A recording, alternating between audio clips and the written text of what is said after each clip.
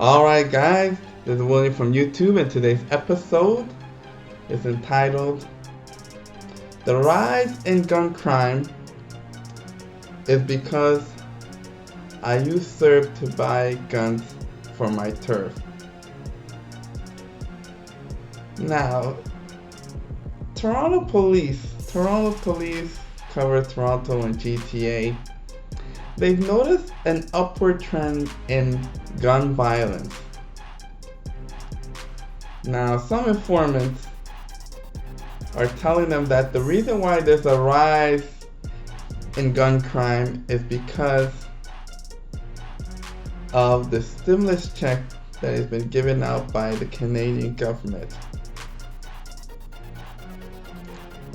Now, the Canadian government is giving out $500 per week to almost every Canadian citizen. Doesn't matter if you don't have a job, if you're not getting unemployment, or you're not getting any government assistance. People are getting their serve. $500 a week, and so that started since about, I guess, April. That's at least 6 months of people getting $2,000 per month. 6 times 2 would be $12,000. Now $12,000, you can buy a lot of stuff. Like most people that were smart put the $12,000 into real estate or stock trading or buying a car, or finally going on those staycations, or buying important stuff that's needed at home for their children. But they've noticed that these Toronto gangs are not really doing it for that. They're taking this opportunity for this free money to buy weapons now that the government is giving out this free money without any restrictions.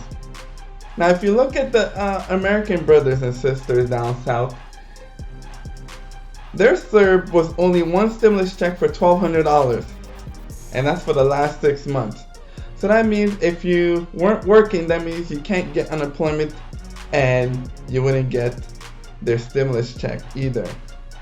If you weren't current with your taxes, you could not get their stimulus check. If you owed child support, you could not get their stimulus check. So only a very few people got the stimulus check in America. When you compare it to Canada, it didn't matter if you owed child support, you still got the serve $2,000 a month. If you owed taxes, you still got the $2,000 per month.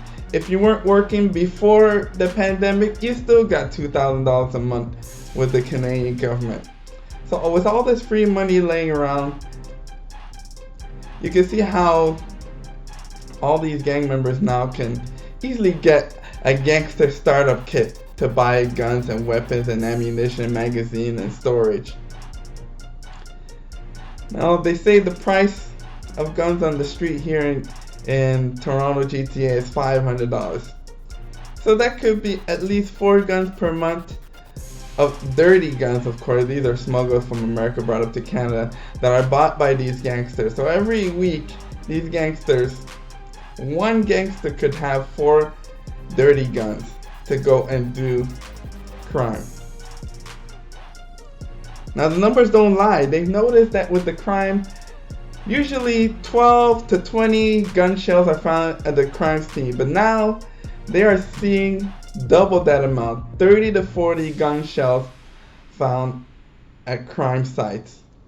So now it's really for free. These people are buying guns and they're just shooting so much, and you know what that leads to?